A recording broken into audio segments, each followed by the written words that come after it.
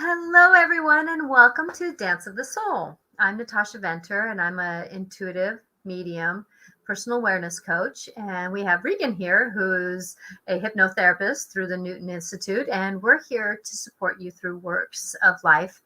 And, our intention is here to let you know that your soul, that's why it's called Dance of the Soul, is to navigate through this lifetime and how other lifetimes have and will influence this one.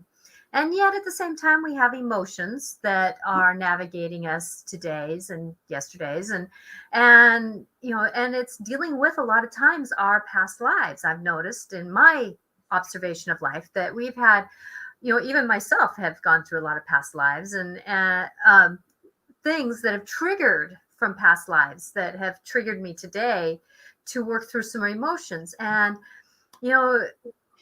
and like Regan was saying that, maybe we should talk about forgiveness. And I know that sometimes in my description, what we're going to talk about, gosh, only knows what we're going to talk about.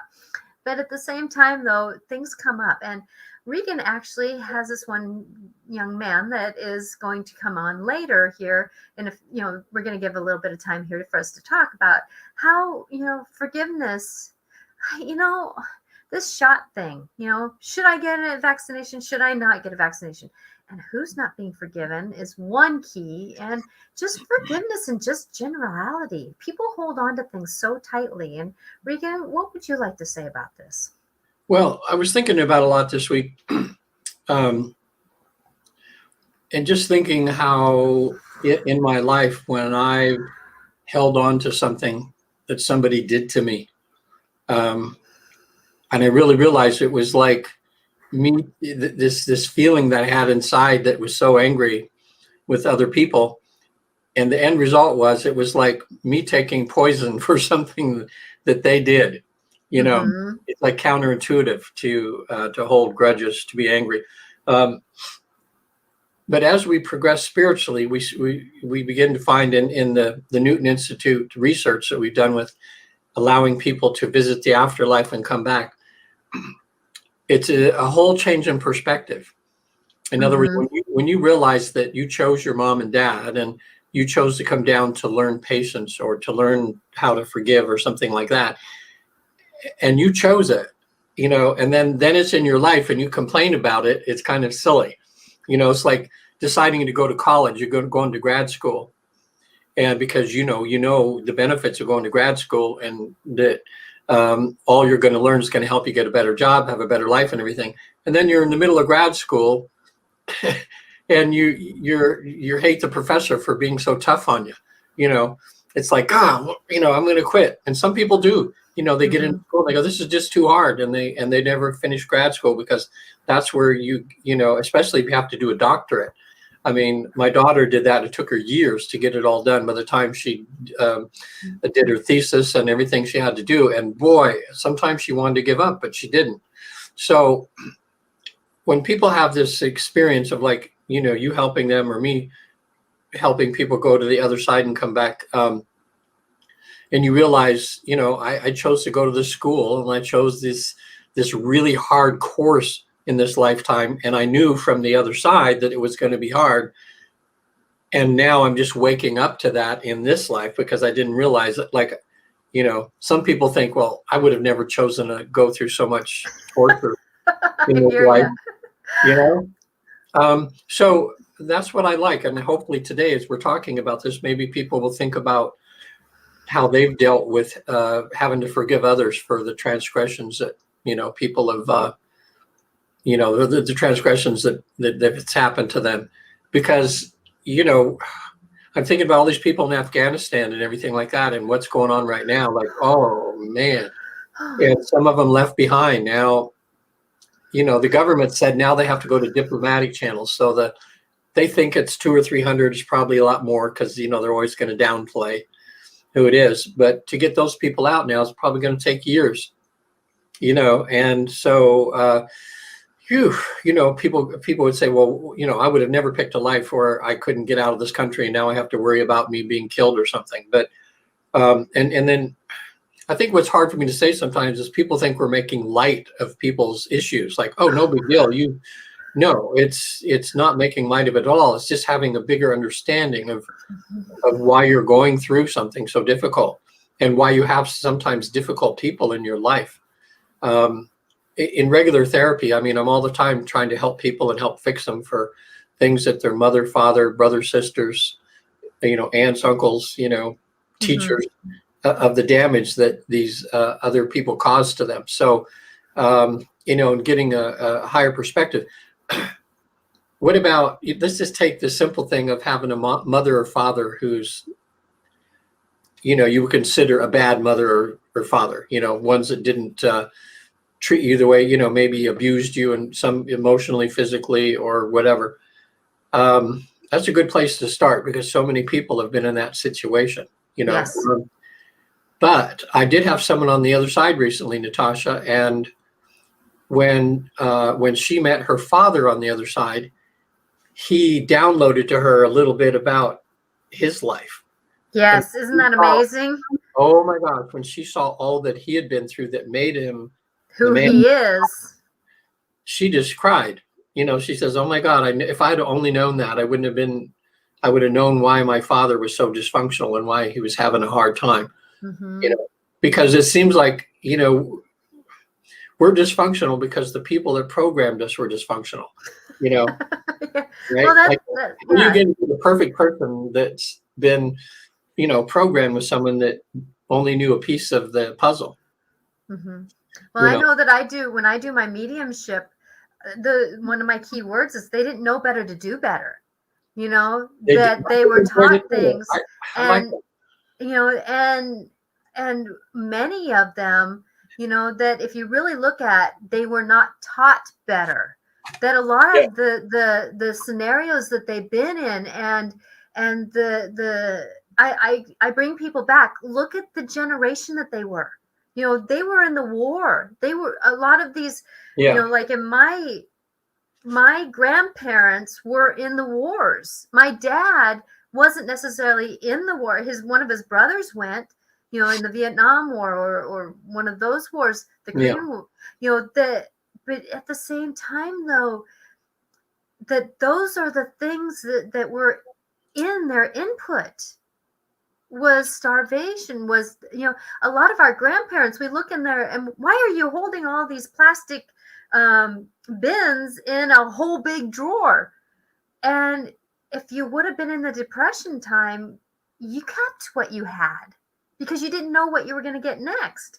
And, if you think about those little seeds that plant us, it's amazing. And that's one thing I was actually told, because I have a couple hours that I work in the elementary school. And today I was talking with one of the people there, and she goes, Natasha, I'm grateful you have this perspective that you step into somebody else's feet, shoes, because, you just seem to know that naturally. I said, yeah, because if I don't, how am I going to get a perspective that is different than my own? And that's what life's about, is about, growing and maturing and trying to get that greater picture in who we are. And not everybody has that tool. And I get that. We don't all have that tool. And I've practiced to have that tool, actually. And we have so many things that are coming up about, figuring out our own truths and working through our truths. And it's amazing, this piece that we're getting so rigid because we want to hold on to something that is a truth, that it's sometimes it's not worth it. And that turns it into hard to forgive someone else, to navigate. Like I was talking to somebody else who's their parents are going through a life-altering experience with their health. And she says, being a child of my parents, it's been hard to know that they make their own decisions. Yeah. And they're not mine, they're theirs. And I said, yes, isn't that an interesting process? And we have to negotiate that inside of ourselves. And I'm going to say even forgiveness has slipped into that scenario, because you have to forgive your parents for making the decisions that we don't agree with. Yeah. There's a good book, anybody listening or listening in the future to this, one of the best books I ever read on forgiveness is called Forgive for Good.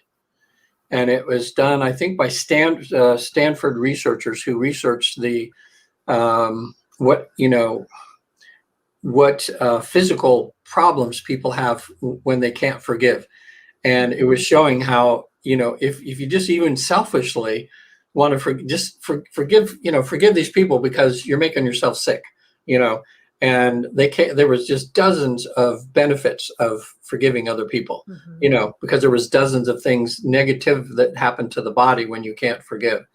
Well, it's digestion, it's heart problems, it's a lot of it's knee problems, it's elbow problems because of the energy field of the body.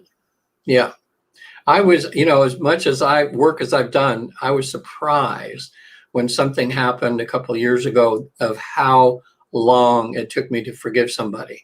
And there was someone had a young man had a drug and alcohol problem. And I had a best friend that was spending the night, and that person stole like $250 out of their wallet, because they had to go get drugs, and just the fact that it was my best friend, and then the embarrassment of like, okay, what do we do? Do you call the police? Do you do, whatever? And I thought after that happened, I'll be able to forgive this person. I know they were just young and dumb, and I know because I'm a counselor and I deal with people all the time that have alcohol and drug issues. And I hear some of the crazy things they did when they were addicted, I didn't have this big thing, but it took me, I'm almost embarrassed to say, but about a year for me to deal with that. And I still probably have a little residual there. But yet this high, it's helping me having the higher viewpoint and seeing that this other person has kind of turned his life around for the most part. And then thinking back to some of the dumb things I did when I was in my early 20s, So, but it's been a process, but I was surprised at like how attached to that anger I was for so many months. There's so many things that are woven into so much, because I can even say grief is even in there. You grieved that this happened to your best friend. You grieved, which grief has anger, and then anger has that manipulation factor to it. And then, and just thinking about the people that in my lifetime that were angry with me for things that I did. We always think about, what's done to us, but what about the anger that we've caused other people to feel, that way. And sometimes it's justified anger. Sometimes you have people that are angry with you and you really know seriously that there's no just cause for that, but they have a perception of something that you did as being something you did when that wasn't what you actually did, but they perceived it to be that way. And then they'll cut you off or they'll be angry at that. That hurts a lot. I had that happen in relationships sometimes. Yeah. And then you think about that as a child to a parent, how a parent does something that we in a child's mindset have a perception that a parent says something and we're taking it totally out of context and we hold that as a grudge against our parent. Yeah. And not saying the parent was right in that moment. I'm not saying right or wrong. I'm just giving a snapshot of a moment. Yeah. And it's like, holy crumb. Was I holding it for 30 years that my parents said that and that's the truth behind it? Yeah. It's like that. And that's what I love about forgiveness is that it doesn't necessarily change anything about the relationship, but what it does is it helps me navigate me differently, which helps it go out in the universe so I'm not so rigid with other things. Yeah. Because forgiveness isn't about saying it's okay that person, my ex-husband who stole $3,000 from my parents 3 weeks after we got married, it's like I can't say that was okay, but I can say though that I forgive the moment. I forgive that episode. My parents say that it was okay in the bigger picture to move forward. And, as we go through life and as we manage through life, it's not about right or wrong. Yeah. It's about what can I do to help my life do differently. And And it's so sad sometimes. Like I remember the true story of a man who knows that he was abandoned on a church step and at a Catholic church when he was young. And he is into his 40s even, he hated his mother. Like, who would ever give up a little baby? Who would just, treat you like trash and just dump you on a church thing? Well, in hypnosis, as we know, when we do regular hypnotherapy regression, a hypnotherapist was able to get him back to that moment when he was left there, and he was looking up. His mind had seen and heard what his mother said to him as she dropped him off at the church under hypnosis. And so the mother's looking down at him and she's crying her eyes out, and she's like in so much emotional pain, and just saying that, there's no way I can give you any kind of good life because of it. And this was an unwed mother, I believe. And how that was at certain times if you were an unwed mother. And, oh yes, especially through the 50s, 60s, 40s, 50s, 60s. It was almost murder. Yeah. It was almost murder to have a child like that. Yeah. I mean, so when he saw her tears and saw that, under hypnosis, and he came out of that, he felt horrible that he had spent, 40 something years hating his mother.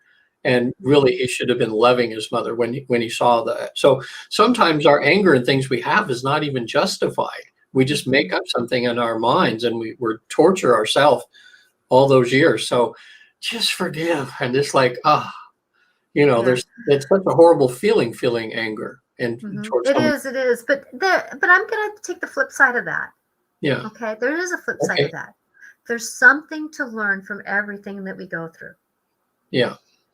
And that path that I'm just going to call out this person that you mentioned about being angry for the 40 years. You kind of wonder what he learned about himself. Yeah. And then he flipped the coin over so that he could really learn more about himself and about life. And sometimes we have to go through there's no words for it, and to get through to go, oh, I get that bigger picture now. Yeah. And, we have this gentleman who's waiting off on the side here wonderfully. Thank you, James, for your patience with us. Yeah. That this might be a good segue to bring in someone who is asking for support, and maybe we can support him. And it doesn't have to be about, forgiveness or anything like that. Everybody's personal story is personal story. So Reagan, can you maybe Well, I just met James today. He had found me on the website and had said he was just in town. He said this would be interesting to hear his story a bit, because he's traveling around. He doesn't have a permanent home at the moment. And it'd be interesting to see if he's on a quest or what's going on. But he's I believe he said he's 30 years old. And I said, wow, we don't usually get 30-year-olds. They usually seem to be 40, 50, 60 before they kind of wake up. But he's trying to get himself and find out some answers. And I was thinking today that you might be able to give him some insight into what's going on in his life, Natasha. So let's welcome. Do that. Yeah, welcome James to the show. Well, welcome, James. Thank you for your patience. Hey, James. Yeah, no worries. It's been interesting. I'm just sitting back here listening. So thank you. Thank you. You're welcome. Here I am. Yeah. So welcome. What's going on, James? Why are you are you on a quest of some sort, or are you just don't know what to do with your life, so you decide to take off and see the world, or what's going on? I guess a little thing. A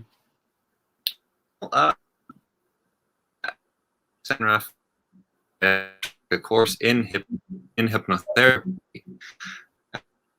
Well, hang on. Your video, you're kind of cutting in and out, and your video, your bandwidth or something's really slow right there. Let's see. So we want to be able to. Maybe let me try move. Pretty bad. Well, it's sadly it is, because we're hearing about every other word. So we want to honor you. And wait, can you bring me back in? Yeah. Why don't you log out and then log back in? I'm gonna do that. I'm gonna use my phone instead. Oh yeah, good idea. You probably have better reception. Okay. Well, So and it'll we're just- hearing you it'll better now. We're hearing you better now. So if you want to just. Oh yeah. Okay. I mean, if this works, I'm sort of just standing in literally a hallway of Get comfortable, of please. mirrors. Yeah, Yeah, get this is pretty comfortable. trippy. Yeah. Whoa. How many do you see? Yeah. Yeah, it's a hallway of mirrors. Yeah, so I'm at an Airbnb in San Rafael here, and I came to San Rafael to do a course in hypnotherapy. Oh. Yeah, so actually, it's something I'm interested in. I don't really know too much about it, and I've only experienced some mild hypnosis, which was, very surface level, just helpful for kind of accessing emotions, but didn't really go any deeper than that, not really into the spiritual realm. Mhm. But actually, speaking of spiritual realm, I recently had one of the most profound experiences of my life at an ayahuasca ceremony. Okay. Oh, yes, yes, Yeah. yes. Yeah, in New Hampshire, actually. So this is obviously... I'm going to interrupt you. Find some place to sit down. You just got better reception where you're. There's kind of no heading. place to sit. I mean, unless I sit Okay. on the floor, but it's fine. I mean, Yeah. yeah. So the ayahuasca experience was obviously it's an entire story that I have been relaying to some friends and family, but it definitely it definitely opened me up a lot in ways that were unexpected and expected. Isn't that the spiritual walk? Yeah. And it was a very significant and incredible event. And to me, that word event, for example, was a theme. I felt really instrumental in the group. Actually, I felt that I was there for a purpose, and actually, for some of that purpose, I was being an instigator. I was like sort of like the Joker, like a clown. And this was a very interesting thing because I was like half in the spiritual world or something, and like half in the in this world, like interacting. And so there were a lot of things. You played the role of coyote. Oh yeah, the coyote. Yeah. This is like, I've heard about this. Because I believe in much. There's not much I don't believe in. I have now boundaries with certain things, but my realm of knowing is in many different avenues. So with that I work with animal totems, and coyote is a jokester. And yet you probably had to be careful that the jokester didn't go too far, because coyote can be mischievously negative or bad. I don't want to be bad, but somebody who works with coyote could actually steal things from people because he thinks it's funny, but it's not funny. Does that make sense? Yeah, it does. And I believe in the Native American myth that the coyote is actually like the bringer of the something new, or he's sort of like the Genesis, isn't he? Like sort of the Genesis creature. Yes. Yeah. And I think it kind of reminds me, and I think maybe a somewhat comparable figure would be like Loki in Norse. Yes. Yes. Definitely. Yeah. So I was sort of like that person, and speaking of that, actually, I had a very keen sense of basically the reincarnation cycles. I had a very keen sense of being in this epoch of this human, this long thousands of years or whatever number. I could sense it, and I realized how incredibly bizarre it is to be alive. Welcome to my world. Now. Yeah. Yeah. So that was like during the end when we were closing up. This was during the closing ceremony session, and that's when I could see it. I could see that everyone had a role. Everyone had a symbol. There was like mother figures, and I felt like I needed to ask them permission in order to like burn the whole thing down so that something new could be built up. And then there was like the shaman who was from an Amazonian country, and it was very interesting interacting with him, because I could also see that he was actually a figure also of a joker. He wasn't necessarily like a leader. He was leading, but he was actually more of like a figurative joker, who was elaborating on the complexity of the illusion, giving us the opportunity to like laugh at it.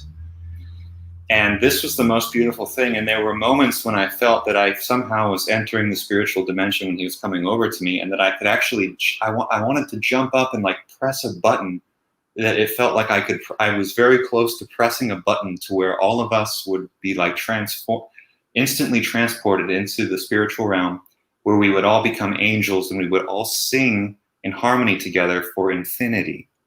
And I felt like this was like, I was just on the,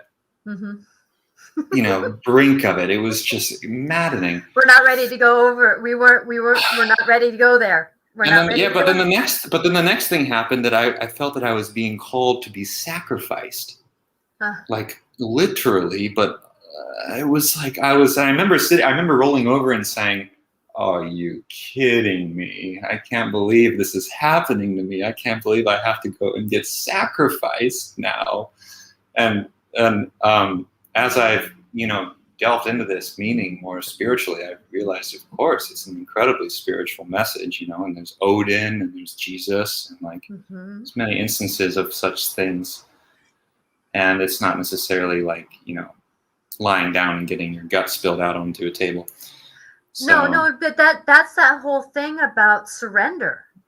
Yeah. Surrender is being, you're out there. There is many times in my life I was at a crossroads, and I'm going to be blunt here, blunt naked, and surrendered myself over. I mean, I bowed down. I said, let me be the greater conduit for what is supposed to be. I sacrificed myself basically to the greater picture of where I was supposed to go. And doing that process, my team said, we're ready for you now. And that gave me that. People wonder how I can make such big leaps in my evolution of me. Is because I'm willing to surrender. I'm willing to be out on the table. And navigate that. And it's not necessarily that we have to do that physically. A lot of people think that we have to do that physically. No. It's metaphorical laying on, it's that spiritual laying on the table. It's that going into that vulnerability place to total surrender. And I also had really clear, like, realistic insights about what it means to surrender. Like, for example, as a man, good job. For being like, thank you. And being, for example, to dedicate to marriage, for example, I had an incredible, like, very down to earth, realistic, just image of a woman's face that I know. And I think there was a lot of things going on there, but it was, at that moment, it was like, this is the world. And like, if you, actually seriously commit in marriage, like, this is like this is a sacrifice, really.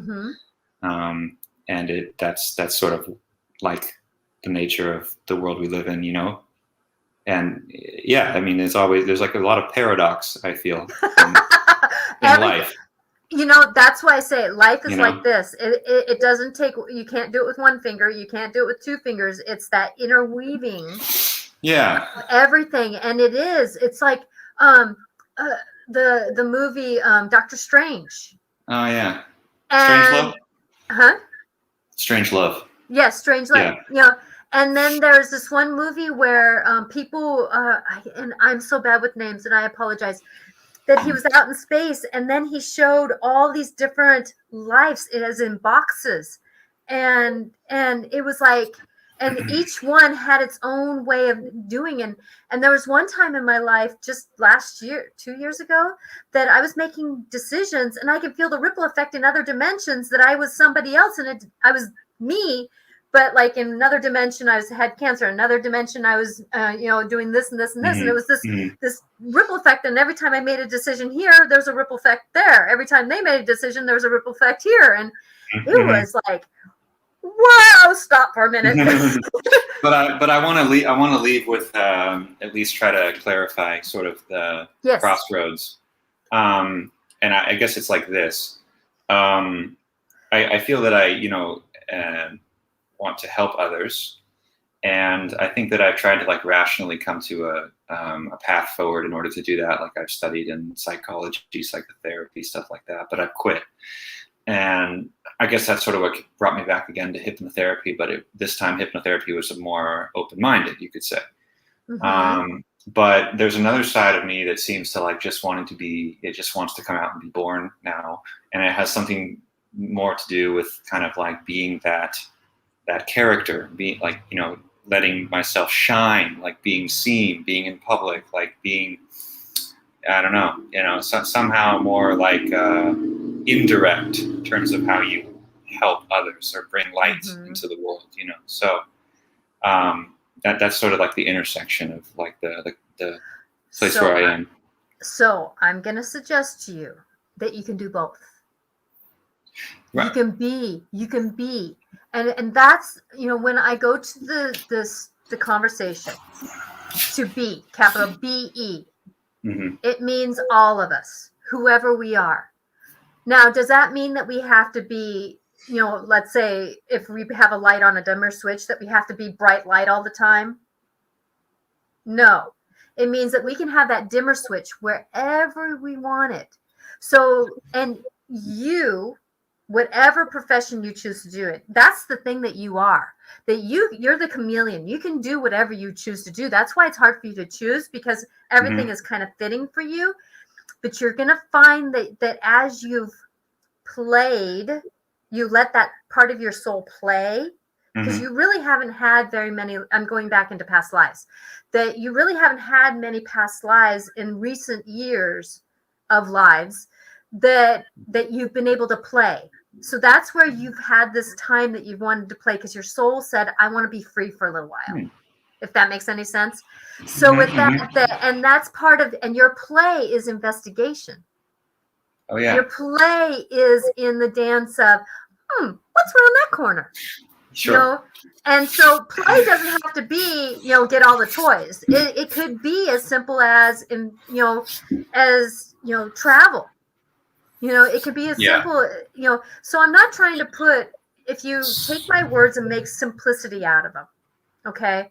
Take them more as, it's not necessarily exactly the word I'm saying. It's that, but play. You wanted the freedom to not be in the 12 years of school. You didn't want to be in all these different things because it didn't allow your soul to play, to travel, to negotiate. Oh, what can I do tomorrow? What can I do today? It's that play. And that's the one thing that going back to that statement of finding the one that you want to be with, and that being a sacrifice for you, would be taming that playfulness to go into the path. Now listen, into the path of that. Now you can play in that. It just you'll have to negotiate with it differently. If your partner wants to travel with you and do the exploring things, there's less negotiation. Now, if you choose a partner that has a little bit more restriction, then you're going to have to learn that negotiation. Now, for me, like my partner, he's not a traveler. He's let me travel because he knows that it stifles me. It's stifling to me. And so with that, like he says, you asked me if I mind if you go to California. Well, how can I stop you? I don't really want you to go, but bye. It's one of those things that you find the partner that you can negotiate with, and for you to be, I'm going to call it the coyote.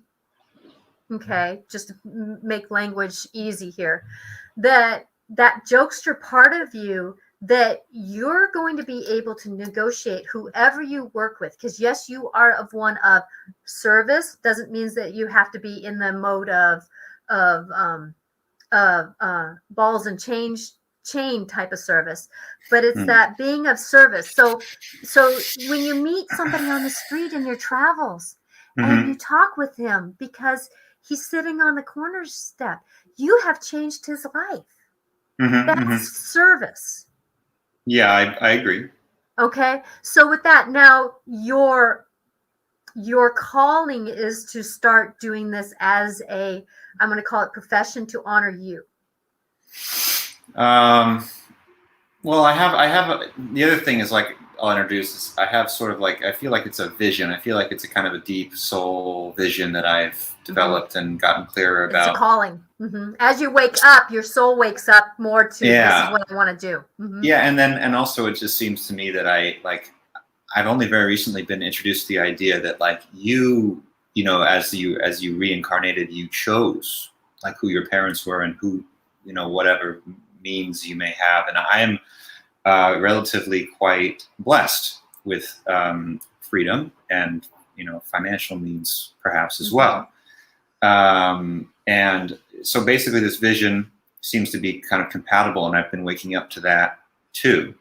And then vision is sort of like a retreat center, which is the most simple. A lot simple. of people are getting that vision. A lot of people are getting that vision. Yeah. Because we're going to need it. I can tell you that I have about 10 people I've heard have that vision. Now, who's going to carry through with it? Yeah. There's a message that we need them on this planet. Not everybody's going to listen to that message, and that's why there's more people that get that message than actually do it. Yeah, and it's not only a retreat center. I mean, actually, it's more going along the lines of what could develop into a you know, a community, and then also like a place for actually training of useful worldly skills. So it would be a bit of a mixture of a retreat center, and then also like a permanent and semi-permanent community. It's an interesting idea that I'm trying to bounce off like the right people. But I've heard many people. Yeah. So it's out there. The energy's out there. It's sort of like a, you know, a longer term goal vision for me. The world is getting there where we need to come back. I got the vision that we need to come back to elderness. It's not oldness, elderness. It's that calling. It's not necessarily to I know. Do you want to go sit somewhere else? It's that reteaching of how to can. How to can. How to can, you know, do the canning with fruit. The canning. Oh yeah. That's what I'm talking about. It's the calling to be able to start a fire. It's getting back to our elderness. That's what I'm talking about. Yeah, and I've met a lot of people who are like deep in the other thing too. Over my last 5 years or so, I've met people who are deeply connected in what's called like the school of tradition, which is like, it's like a deep esoteric thing that, you know, I barely understand, but it's not like just the word, traditional, like, 1950s. No, this is like deep stuff. Like, actually a lot of it's quite taboo as well. Like, it's not really politically correct, like these spiritual ideas. It's a lot of the Wiccan tendencies. It's that old Celtic. Old, lots of definitely old. And that's what I mean by eldership. It's that bringing in. It's the elder. Yeah. With the First Nation, the people. I live up by the Canadian border, so we call it, you know, Canadian. It's the First Nation up there. The Indigenous people that they've been here so long, and it's the elder that sits at the powwow and doesn't say anything. That's the eldership that I'm calling in. That's been calling into our planet. Okay. Yeah. Does that make sense? Because he knows that you got it. You come to me for that information. I don't need to go to you to give it. Yeah. Yep. That's similar to what these guys are all about. Something that's deeply lost, you know, going back to, you know, things like Atlantis stuff and stuff. But it's also interesting too, because you know, you mentioned the elders and the natives, and I feel like there's a lot of work and healing that needs to be done among, like, basically people of descendants from Europe because we especially Americans and stuff, we have this idea that we're like literally cultureless and we have no root that goes that can compare, and it's obviously a lie. Like, we have our deep root, there, and like that's like a pink elephant in the room to me. It is. Well, and a lot of the work that I've been doing is that right now past lives are really influencing us. And I have had sessions lately that they've been dealing with food issues. Well, it's come back to their DNA came from, they go back in their DNA by like about 10 or 6 to 10 generations, that their family was in the famines over in Europe. And that DNA started triggering the food cravings because they didn't have the food. And so just even the stripping of the culture that famine did, that began a lot of people coming over to the Americas and then trying to figure out their new culture, because those life-altering experiences stripped so much away from everyone. Generations were lost. So when you're talking about that kind of thing, that we're working through a lot of that pain and ache right now, that's so tremendous. It's out there. So thank you for being the investigator. Thank you for being in the age group that you are investigating. So Reagan, do you have anything that you would like to put in? I know you're sitting there listening. Like James, right now, you are on a quest. It's like you're trying to get more clarity to this feeling you have that there's something you need to do, but you need a few more pieces to the puzzle to know what direction to go. And just talking to Natasha today and being on here with us is a piece to your puzzle. Where that takes you is going to give you a little more clarity. I had something similar to you. Like, I spent 8 years on the road. Like, when I was a comedian for 30 years.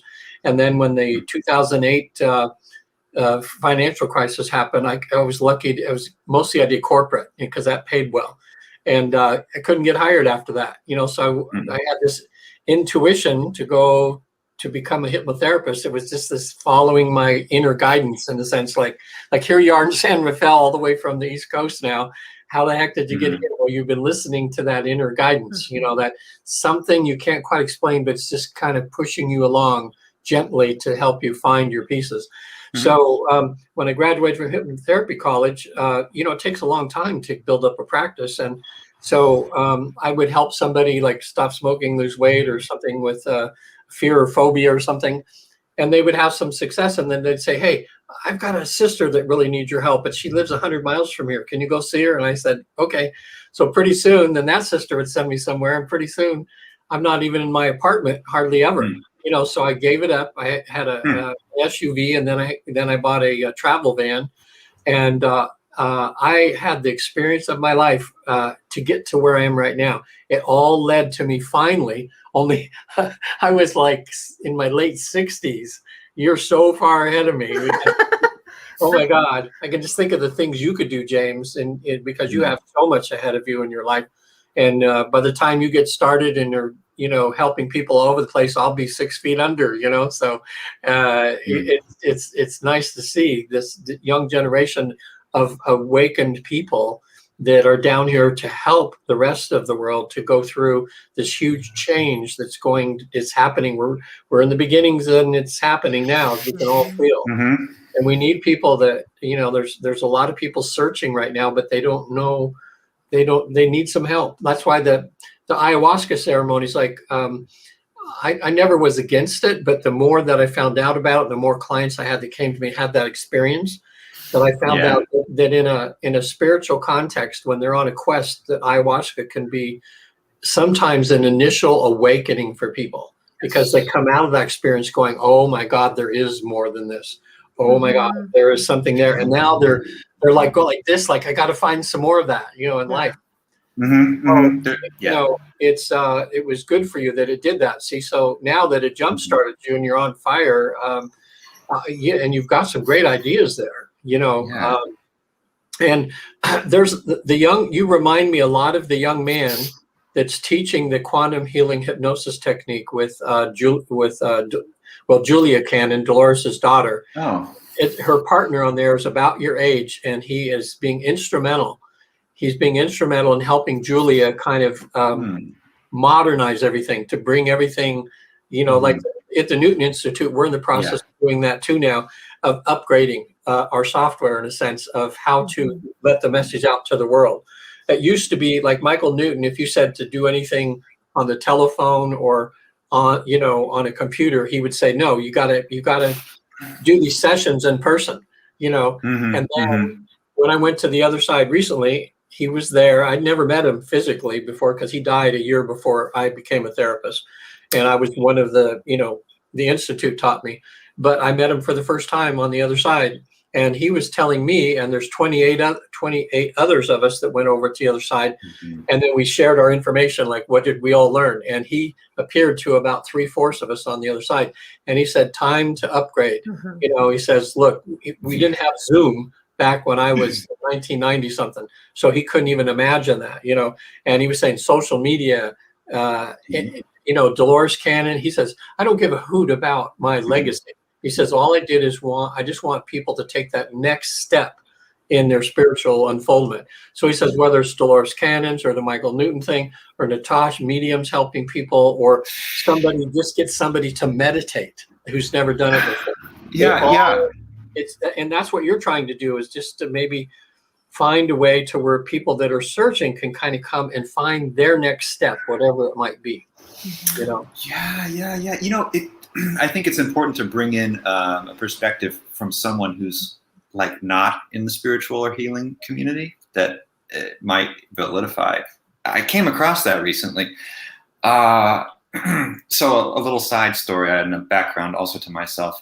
Actually, I had a small gig with my father's company, like as an independent contract sales rep sort of thing.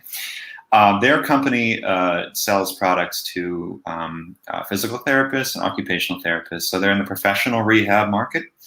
Very exciting stuff, of course. But my dad is like, he's a big coyote energy guy too, and he has so much fun doing his job, and he's just born to do it. He's ridiculous. He's ridiculous sometimes, and actually every day, routinely. He's also very innovative, and he realizes, he gets visions. He's visionary, and he understands upgrades, changes. He tries to get other people to get it. So basically, he's like, all right, well, we're going to move into the private sphere, So they created this whole infrastructure for for independent massage therapists or chiropractors or whoever to make commissions very easily. Like all you have to do is install this app on your website and you can make 25% of sales and stuff like that. So I was doing this gig, and it's like a thing that's it's like a big hook you put on your back. It's called the body tool, and you can work out your muscle knots. So I started to learn about muscle knots, and I started to learn about I love how one thing leads to another. Yeah, but this is where it gets really interesting. So we're talking about the interconnectivity of things, and we were just talking about technology. We're talking about the internet, the net, the web, so the fascia is literally the web in the body. And it turns out that fascia is being deeply discovered from a rational, scientific point of view. Now we're learning and we're mapping it in the body for the first time ever in physiological science. And there's these massive research centers out of Germany, and I started to listen to this man named Robert Schleip, and he was saying we're moving into a new he said this little comment where he said humanity's moving into a new paradigm where things aren't going to be branded, as you can't really get away with branding it like the way you used to be able to brand it. There's, maybe you've heard of it, Rolfing. What the heck is Rolfing? Well, Rolfing's amazing, but it's named after a woman named Ida Rolf. And it's become very kind of just exclusive. And what he was saying is that, basically all the things are converging rapidly as speed advances, as the technology. And so it's the nature of our times that things can rapidly all converge into, the center point or something, and this is very potent. It's It very is. potent. It's huge. We're in this amazing, and this summer has been almost like Humpty Dumpty falling off the wall. And we know that Humpty Dumpty got put back together again, but we don't know what he looked like. You know, it's like, because it's up to us to put back our own Humpty Dumpty, to make our own Humpty Dumpty, you know, and just keep walking forward, get up and walk away. And, you know, looking at your soul, thank you for giving me permission for being here. Yeah. That your soul has, I don't want to say that you were Merlin, but you worked like Merlin. If you go back to the King Arthur times. I don't know about Merlin. So Merlin was King Arthur's magician. He was the one that helped support him by making potions, and he was the wizard. Okay. The wizard of King Arthur. And when you talk about wizardry, sorry about that you were that many times over, and you are getting a taste of that now. That's why you're finding that whatever you touch can create magic, and it almost sometimes scares you because it's like it goes poof in your hands sometimes. And, you know, it's like, oh my God, I actually can do that. You know? Oh yeah. You know and so that's because you have that magical, your soul has magic in it. Does that make sense? Yeah. So you have in many different lifetimes navigated the Merlin type lifetimes. Yeah. So with you now, that's what's starting to spark you. Yeah. Okay. So remember, you manifest it, you can have it. Yeah. Wow. Yeah. Once you get your vision, once you get your vision where you can really see it, then you're gonna have this ability to make it happen. It's just, it's like in the planning stages now, and everything's all over the place. But as you bring pieces in, then you have the power to like poof, and then and make it manifest. You know. But I'm also going to say to you, you don't have to be responsible for keeping it going. Yeah, that's sort of a question. What do you mean by that, Natasha? I mean, he can get it something started, and then let other people take it. Take it over. That you have the energy, especially in this lifetime, of being one that moves from one thing to another. That you're not settled. You have a heart. You almost get agitated. That almost turns you to the dark side if you stay in one place too long, right? Yeah. You know, and so with that you're meant to, and a lot of people punish themselves because they're starters and they never finish anything. And yet that's your calling, is to create magic where you are. Get it started, you get the download, because you're very intuitive. Wizardry, when you're wizards, you're very intuitive. So with that you're intuitive, and how you're learning to wake it up is by doing these walks. And so what I'm going to ask you to do is that check in with, are you in alignment with this calling to be for the greater good for all? Yeah. Okay. Is the world in alignment with you to get this going for the greater good? Yeah, that was a big reality check that I encountered in the ceremony, actually. Yeah.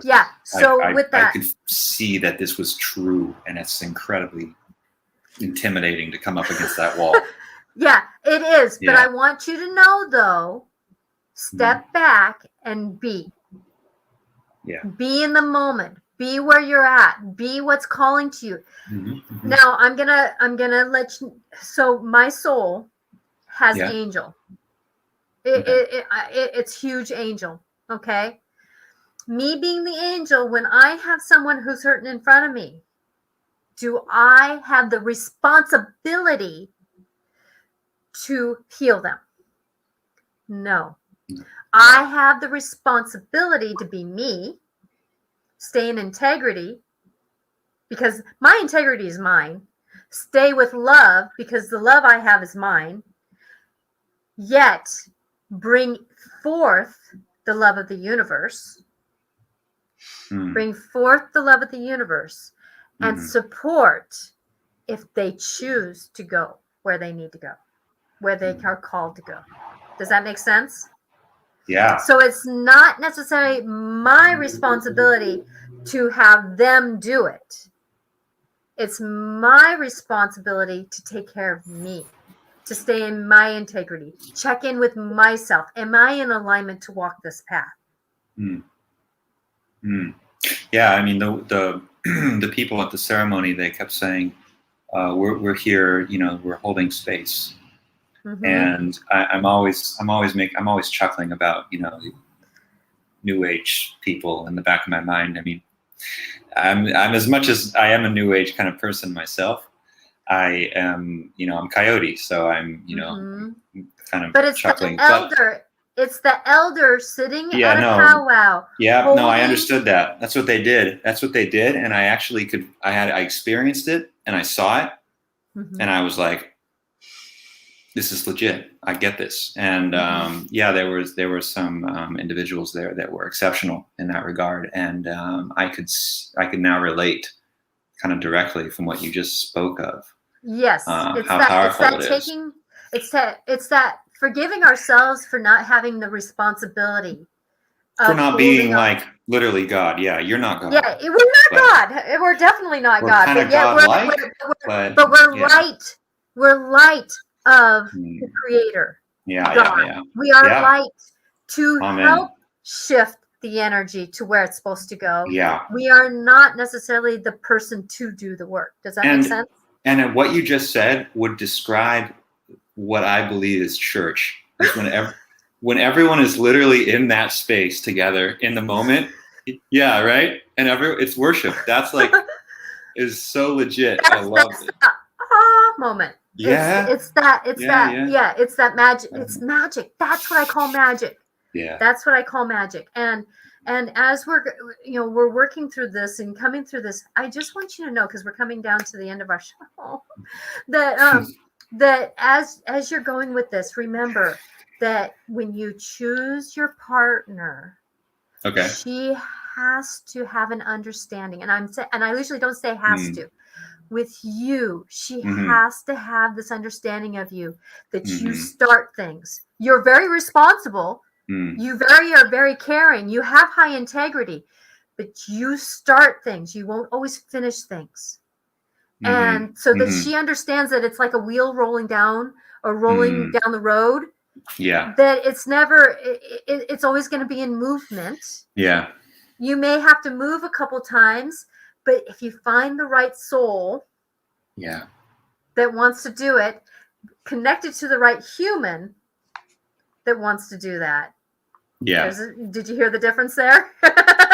I do. You know, I'm totally in agreement with you, because I realized this at a relatively young age. Like I was in a relationship like out of the beginning of college, and then we were together for like 3 years.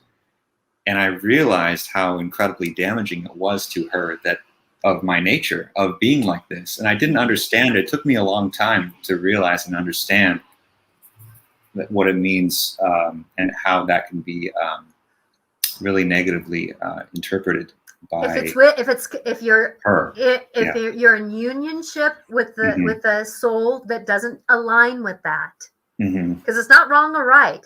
Exactly. If you're not in an alignment with the human and the soul that will align with you, it's going to be detrimental. Yeah, but that's actually a nice, concise way that you put it. I don't know if I've quite put it in those, or how to put in those words, or something like this about being the initiatory, but that like a wheel rolling down a hill or something. It's not down a hill, because it's not out of control. Okay. It's a wheel rolling. It's a wheel rolling, and you have a choice. Okay. And that's the thing that I want you to ask. There's a few questions to ask yourself before you start a project. Am I in alignment with it, or is it in alignment with me? Do I have the team that I can have supported, knowing that I may not finish this with them? Yeah. You know, do I have the team that's willing to negotiate working with me? Like I'm the it's kind of like our battery keeps the car going, but the alternator gets it started. Yeah. You know, and then the battery kind of lets the alternator do its work. So you kind of play that role in a car, that alternator battery thing. But you have to have other people be the battery. You have to let other people now, be the all the different parts that spark the car going, metaphorically speaking. Yeah. But, as you go. So check in with things, because not every flyby, I call them flybys. Yeah. Not every flyby are we supposed to do. But there's things that those flybys, I'm going to call them, are waking up the soul part of you that wants to create magic in your life and wants to create magic in the life around you. Yeah, it's the visionaries that we look to more than anything. And then, just like Steve Jobs, Apple and everything, he had a vision that there should be this device that people can, that can be their computer and thing. And then he finds the people and says, now make it happen. He says, this is my vision and you guys can make it happen, So, and also, James, when you get off the phone today, I want you to go online and you can take a free test. It's called Enneagram. And find out your software, because it's like God made 9 different softwares, as we found out. And it's a very interesting coincidence, because I was just doing some research on Gurdjieff this morning. Okay. I love synchronicity. Research is Googling on my phone in bed, but that's research. Yeah, so it's just called Enneagram, Enneagram. And when you push Google free Enneagram test, and it'll take you to one of the first few things that says eclectic energies. And that's the one. They've got 2 tests. It takes about a half an hour. It'll tell you what your number is and what your wing is. And that might explain some of yourself, get to know yourself a little better. And what she's explaining is a classic, a 7 in a way that sevens, they walk in the room, everybody listens to them. They have they can come up with ideas that nobody else can and everything. And they get all excited about that. And then they move on to the next idea. And then the next idea, Yeah, definitely. Yeah. But so, sevens are, they are very successful once they have a team. They have the idea, and they says, okay, now I'm going to hire you, and you're going to do this part and this part, and then the vision happens. Don't expect to do everything yourself, like the building, making it happen. It would actually kill you in a way. It would kill it would damper your soul so dark that and that's the thing about Coyote with you. It keeps it fun. It actually helps the people around you stay fun too, which actually keeps the energy moving the wheel. It's actually the gas to the spirit. And that's you find with your dad too. His personality is almost the gas to keep things moving, because people keep staying enthralled. They keep, so with that use it to your advantage, because Coyote could be a little, it could be a little trickster once in a while. Like Loki is, it's like, he wants to be good, but I know. There's another good book to read too. It's called Inner Guidance, A Divine Birthright. And it's a beautiful book written, and a lot of examples in there of what you're doing right now, which is trusting that inner guidance that you're going to be getting. Like today, hopefully be a few pieces to your puzzle. Well, now what's the next few pieces? Like if you have that session on Wednesday, if you do have that thing, that could be some more pieces too. And then if you do a life between life, which would be like going beyond that a little bit, would maybe be the next step to give you a little more clarity. But it'll give you more pieces to the puzzle, but then there'll still be a lot of work you have to do to accomplish what you need to accomplish. But I just envy you. I just wish I was your age and had your ideas right now, because you excite me with thinking about all the possibilities of what you can accomplish. Well, if that's true, then I'm very happy, and that's what it's all about for me. You're just you got it. Oh, let's see, someone's just chiming in. Kathy. Yeah, with Kathy others says will run with. many That's are right. here to bring through ideas which others will run with. Yep. Yeah, Thank absolutely. you, Kathy. She's a very intuitive person herself. You know, and that's the thing is that you were brought in in the magic of what can be created, because a lot of people feel like right now that we're at the end of something. We're in the Phoenix mode. We're in that Phoenix mode, the motion and the inner motion of things. As soon as COVID started, I got called to be on the radio for the first time. So it's all perspective. It's all perspective, and your perspective using Coyote can add magic. And that's the thing that I want you to do is just believe in that, the good inner voices that are calling to you. Yeah, and here's a good thing too, James, that I've noticed since you said that you've been blessed with, financial support and that sort of thing. That takes a lot of your issues off the table that you don't have to worry about that some people do. Yeah. So that's a blessing in itself, and something saying, okay, now just go out there and find out what you need to do, and you're not going to have to worry about your next meal. And because that's going to allow you respect the next meal. Right. Yeah. That's that integrity piece that people with Coyote medicine, if they keep that integrity piece and keep a higher, everything is gonna align with you. Yeah, if you don't keep the integrity, everything you do is going to fall apart. So that's the number one thing. You got to, like you say, be in alignment with it and know that you're doing it for unselfish reasons, not selfish reasons. And then things will just happen. Like now, it took me 8 years to get, and now I'm totally settled. I mean, I'm in the most beautiful relationship, and I have the best job in the world. And but for me, it was like being home free for 8 years. I mean, I ended up down in Mexico. I was a Hollywood actor for a bunch of years. I did, everything was leading up to what my mission is. And now it's 100%. I know exactly what it is, have no doubts. And that's such a relief, but there's such excitement in the journey to this point, about what you're like, even what you're doing today. Don't you kind of feel a little bit of fire in there now, like, okay, it just gets you even more excited, Oh, yeah. Definitely. So definitely.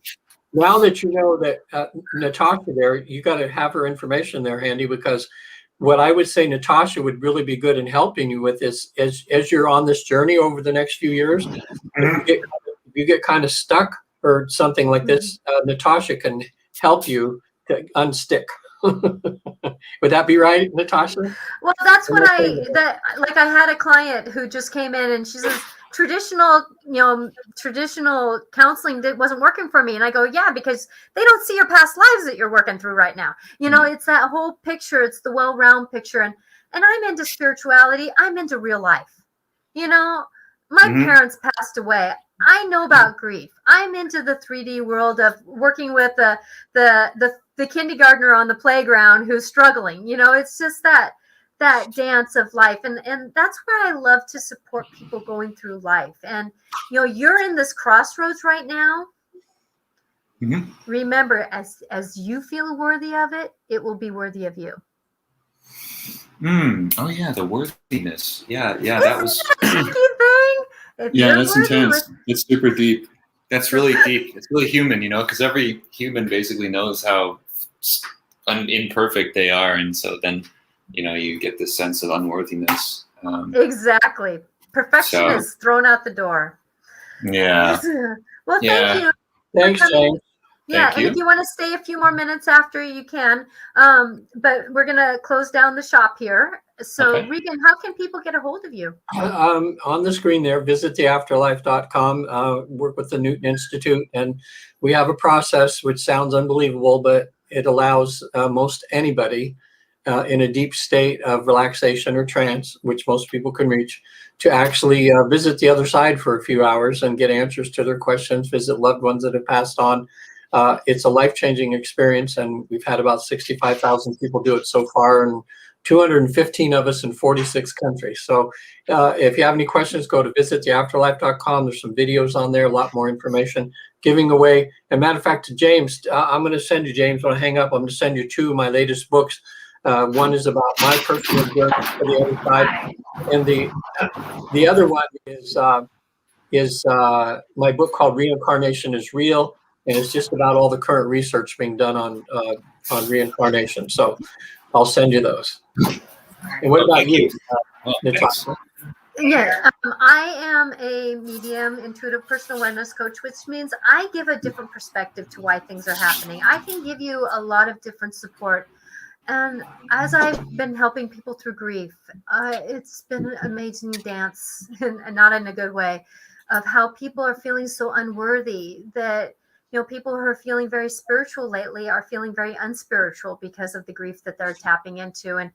And I've walked through those steps. I've walked through the steps of having to forgive somebody who wronged. There's just, if I can help you, I would be grateful to be there with you and for you. And, go to my angelicclarifications.com, or you can reach me at Natasha at angelicclarifications.com. So blessings to all. And please remember that the next minute can make a difference in your life. So just believe just a little bit longer than what you're doing right now, and it may make a difference. We'll see you next week. Thank you.